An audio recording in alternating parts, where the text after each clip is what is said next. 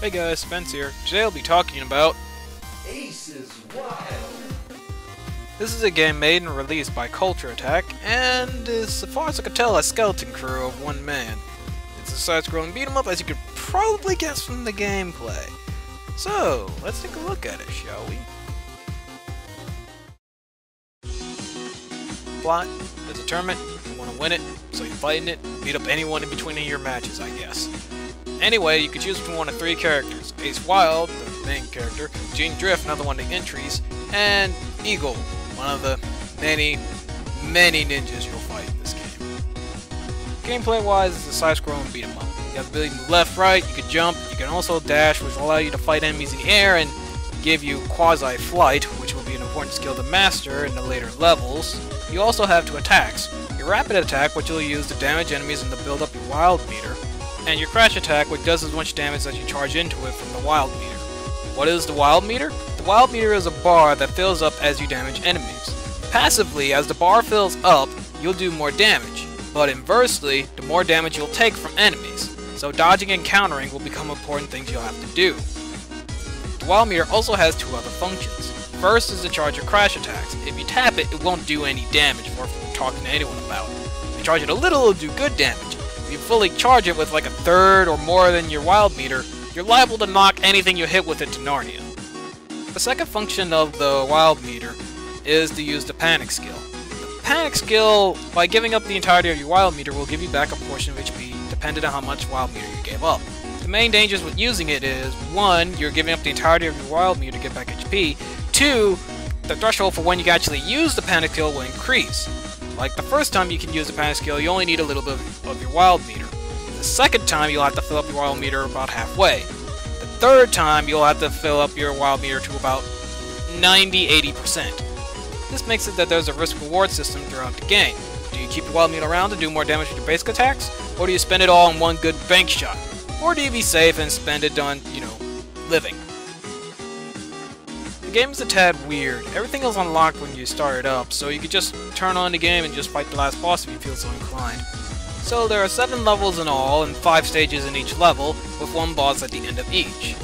Now, the stages themselves are pretty self-explanatory. You walk through, you kill anything that moves, essentially. Now, each stage does have a different layout than the previous one, so that keeps you on your toes, and they do give you a good amount of enemy variety. Though, with that being said, there still is a bit of repetition with this sort of game. Beat-em-ups generally go that way. You're walking around punching stuff all the time. It's kinda hard to not make it repetitious, unless you're learning new moves all the time, which you're not in Ace Wilds. You sorta do learn in the sense that you get better at the controls, but that's like the only way you're learning. You're getting better at the game itself, which is important. You see, Ace Wilds has this thing going where it's not an easy game. If you want to beat the game traditionally by going through the stages like, a normal game, you're gonna have a pretty difficult time. First, you don't get any HP back when you complete any stages. Second, as you progress through the game, they start throwing the larger enemy types at you more often and usually in greater number. Lastly, they always put you in all sorts of situations, namely the one where there is no technical ground and you have to master that flying skill I told you about. Now in the early levels, you mainly die from going to stage, with your HP going down gradually, but in the later levels, some things just get out of hand. And when you die, they start you over in the same stage, so it's not too hard in that aspect. But then there's the boss fights, which is, in my opinion, the highlight of the game.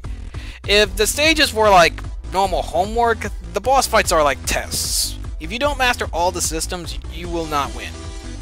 The bosses are also stronger because between every boss, you don't approach them the same. Meanwhile, in the stages, you generally will approach them the same, because you'll do, your normal combo that you may be accustomed to doing. Meanwhile, every boss fights differently, so you have to accustom the way you fight to that particular boss. I only have 2 real problems with the game. First off is the multiplayer, which is local only. But the thing is, when you're in multiplayer mode, the screen zooms out to try to display all enemies on screen. I guess because they don't want you to get hit by enemies off screen. But because of this, all the characters are now really small, and it's really hard to make out what's going on in the screen with everyone flying around, bouncing around, and all that stuff. And if one of you picked a ninja, then you'll never know where the ninja is.